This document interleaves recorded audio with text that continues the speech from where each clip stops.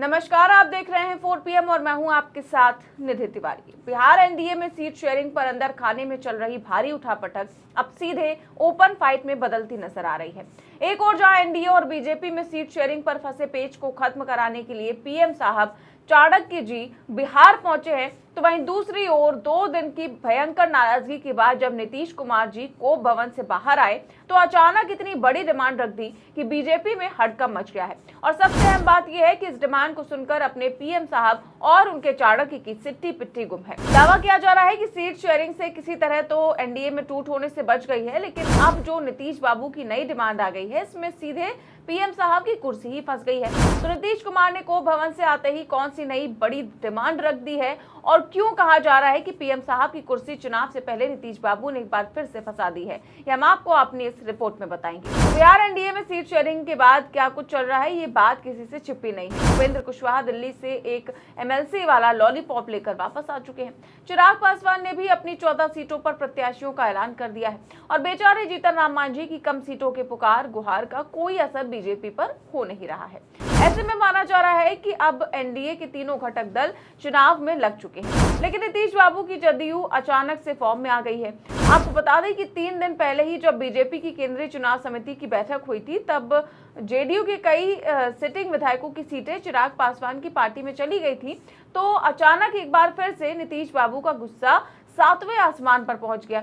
उन्होंने अपनी पार्टी में सीट शेयरिंग के अगुवा रहे और बीजेपी के करीबी माने जाने वाले संजय झा और ललन सिंह को बुलाकर तगड़ा वाला डोज दिया और साफ तौर पर कह दिया कि इसको तुरंत बदलना है।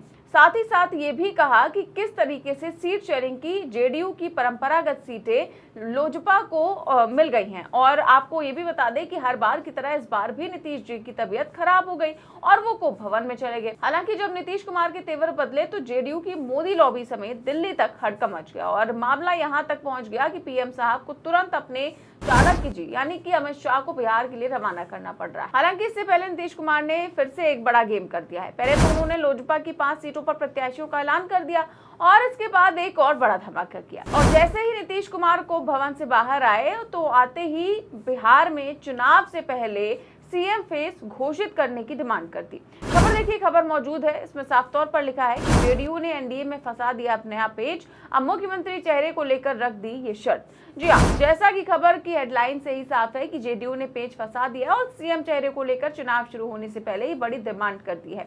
जेडीयू ने साफ बीजेपी से 2 टूक कह दिया है कि नीतीश बाबू को सीएम का प्रत्याशी घोषित करो। बिल्कुल ठीक है, अगर जब साथ में रहते हैं अगर थोड़ा बहुत कंफ्यूजन भी होता है, आप जानते हैं चाहे सीट शेयरिंग हो नंबर हो तो बिल्कुल स्पष्ट आ गया। आज तक जो हमारे विपक्ष के लोग हैं आज तक नंबर फिक्स नहीं कर पाए, नंबर तय हो गया, लगभग सीट कौन क्या लड़ेगा वो तय हो गया। अब ये भी देख रहे हैं कि लिस्ट जारी हो रहा है अलग अलग पार्टियों का और जो लोग नॉमिनेशन करने जा रहे हैं वो शुरुआत हो गई है। तो हर एक लिहाज से पूरा एनडीए यूनिफाइड है, एक है, क्योंकि पर्पस है नीतीश कुमार जी के नेतृत्व में सरकार बनाना। और जो सर्वे आ रहा है, जो लोगों का फीडबैक आ रहा है, जो लोगों का सेंटिमेंट है, डबल इंजन के सरकार का जो एक फ़ायदा लोग देख रहे हैं तो वो पीछे मुड़ करके आप नहीं देखना चाहते। और आप जानते हैं अभी कोर्ट में भी जो हुआ दिल्ली में, तो सारी बातें ऐसा नहीं है। लोगों के बिहार के लोग बहुत ही स्मार्ट और समझदार हैं उस चुनाव को लेकर के, तो उनको सब बात नज़र में है। और जब मुख्यमंत्री जी का कल से प्रारंभ हो जाएगा चुनावी कार्यक्रम तो फिर एक अलग माहौल शुरू होगा। लेकिन एक सवाल ये है कि कहा जा रहा है विपक्ष की ओर से कि एनडीए नेताओं में ही आपस में सिर्फ फुटबॉल है या जेडीयू में? कहाँ सिर्फ फुटबॉल? जेडीयू में क्यों कुछ होगा? जेडीयू में मैं कहीं कहीं देखता रहता हूँ ये जो नैरेटिव बनाने का कोशिश करते हैं कुछ लोग एजेंडा बेस्ड। मैं जानता हूं कि बहुत सारे आजकल लोग जो आपके प्रोफेशन में भी है वो एजेंडा लेकर चलते हैं कि नीतीश कुमार ने कमान संभाला। अरे कमान छोड़ा कब?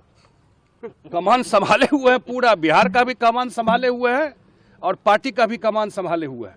इस पार्टी में जो भी निर्णय होता है नीतीश कुमार जी के कंसेंट, उनके विचार के बाद ही होता है। अंदर खाने की खबर तो ये भी है कि खासतौर पर इसीलिए ही अमित शाह बिहार आ रहे हैं, क्योंकि जब कई विधायक अपनी सीट लोजपा के खाते में जाने की गुहार लेकर नीतीश कुमार के पास पहुंचे थे, तो उसी दौरान नीतीश कुमार को जेडीयू के अंदर विकसित हो चुकी मोदी लॉबी की भनक लग गई थी। ऐसे में नीतीश कुमार ने न सिर्फ सीट शेयरिंग को नए सिरे से बात करने का आदेश जेडीयू की मोदी लॉबी यानी कि संजय झा और ललन सिंह को दिया था, बल्कि ये भी कह दिया था कि अगर बीजेपी और जेडीयू दोनों की सीटें बराबर हैं तो ये बात भी तय होनी चाहिए कि सीएम जेडीयू का होगा, क्योंकि बीजेपी की बात बेस वोट बैंक सिर्फ और सिर्फ 18 से 20% है, जबकि जेडीयू के पास बेस वोट बैंक यानी कि अति पिछड़ा वर्ग का वोट 36 से 38% तक है। ऐसे में अगर बीजेपी बराबर सीटों पर लड़ रही है तो कम से कम सीएम जेडीयू से होना चाहिए। वैसे ये बात नीतीश कुमार ने सिर्फ और सिर्फ अपनी पार्टी में विकसित हो चुकी मोदी लॉबी से नहीं कही, बल्कि सीधे इस पर दो टूक बात करने की बात कही है। ऐसे में हड़कंप मचा हुआ है। एक और जो लोग जेडीयू में होकर मोदी मोदी के नारे लगा रहे हैं उनको जोर का झटका लगा है और नीतीश कुमार ने अपने मास्टर स्ट्रोक से एक ही तीर से दो निशाने साधे हैं। नीतीश कुमार ने संजय झा और ललन को बात करने को कहकर न सिर्फ इन दोनों नेताओं की किरकिरी करा दी है, बल्कि ये बात भी बहुत हद तक साफ हो गई है कि नीतीश के बाद एनडीए का कोई वजूद नहीं है। और यही वजह है कि अमित शाह आज भागे भागे बिहार पहुंचे हैं।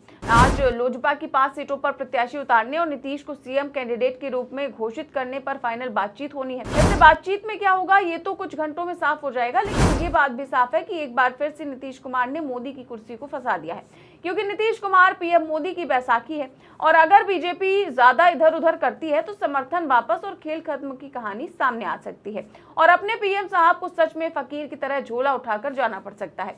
यही वजह है कि आनंद फानन में अमित शाह पटना पहुंचे हैं और अंदर खाने से यहां तक भी खबर है कि जल्द ही कोई बहुत बड़ा अपडेट आ सकता है। या तो नीतीश कुमार बिहार चुनाव में घोषित तौर पर सीएम का चेहरा हो सकते हैं या फिर एनडीए चुनाव से पहले ही दो फाड़ हो सकता है। ऐसे में साफ है कि चुनाव से ठीक पहले नीतीश कुमार के मास्टर स्ट्रोक से दिल्ली से बिहार तक हड़कंप मचा हुआ है और जब से बिहार चुनाव में सीट शेयरिंग की बात सामने आई है तभी से कुछ भी ठीक नहीं चल रहा है। पिछले 2 महीने से सीट शेयरिंग को लेकर बीजेपी और जेडीयू में अंदर खाने भयंकर रार और तकरार देखी गई है। पहले तो पीएम साहब की चाणक्य जी ने खूब उछल कूद लगाई, लेकिन जब आखिर में उनकी चाणक्य नीति फेल हो गई तो दिल्ली में जम गए और धर्मेंद्र प्रधान और नित्यानंद राय ने जैसे तैसे करके सीट शेयरिंग की नैया पार लगवाई। लेकिन अब फिर से जब नीतीश कुमार जेडीयू के साथ हो रही नाइंसाफी पर निकलकर मैदान में सामने आ गए हैं तो फिर दिल्ली से लेकर पटना तक हड़कंप मचा हुआ है। अब देखना यह है कि अमित शाह इस बार कितने कामयाब होते हैं और सवाल यह है कि क्या बीजेपी जेडीयू की डिमांड को मानेगी या इस बार अमित शाह लीपा पोती में कामयाब हो जाएंगे। जिस तरह से उन्होंने उपेंद्र कुशवाहा को एमएलसी वाला लॉलीपॉप थमाया, क्या नीतीश कुमार को भी भारत रत्न वाला लॉलीपॉप दिया जाएगा? पूरे मामले पर फिलहाल आपकी क्या राय है? हमें कमेंट बॉक्स में अपनी राय जरूर दें। चैनल को सब्सक्राइब भी करें और ज्वाइन भी करें। देश और दुनिया की तमाम बड़ी खबरें जानने के लिए देखते रहिए 4PM न्यूज नेटवर्क। नमस्कार।